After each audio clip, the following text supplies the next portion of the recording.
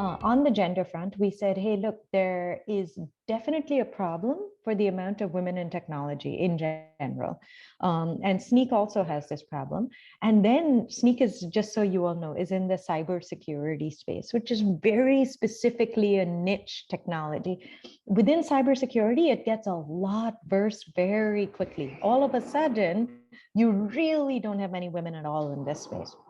That's a huge problem, right? So now we as a company have to make a decision on, in this space where the people that we're trying to hire, gender is maybe about 10% of the overall available talent pool. So what for us is a fair target of a diverse environment? You're not going to be able to get 50-50 divide in a world where the people you're recruiting from has only a 10% gender split. If I had said 50-50, I think, or like 50%, I think people would have just been like, hey, look, we're setting a goal that's unrealistic. I just can't even hire like to this amount, right? So I think part of it is understanding the reality of what you're going to, but then increasing the bar. If we felt like 10% of our population, of our available talent pool was women, it's not good enough for us to say then 10% of our hires will be women. We need to raise the bar and challenge ourselves to be better than that, but within the realms of reality, right? So one is set a goal, exactly like that.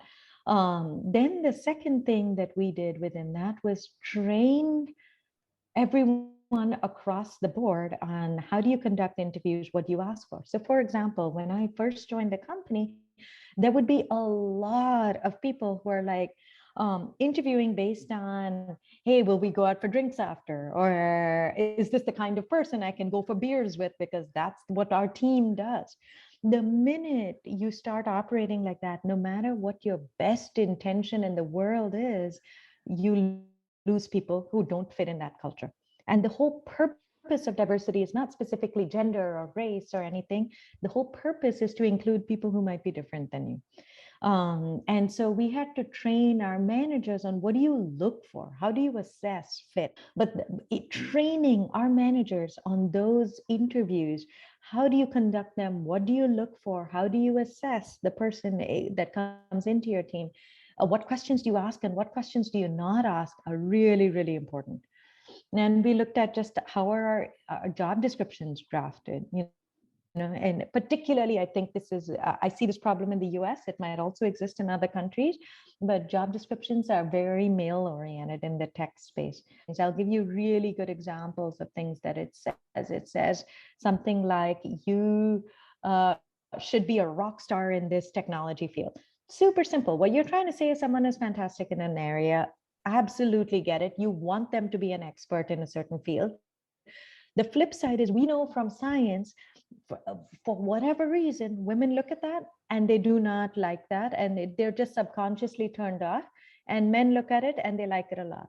So now you're just going to attract a different set of applicants. That's a really common and stereotypical example of rock star, but there's actually a lot of words like this that subconsciously appeal more to one gender than another. And there's a lot of science and study around this. The other thing I would say is the candidate is assessing you as much as you are assessing the candidate.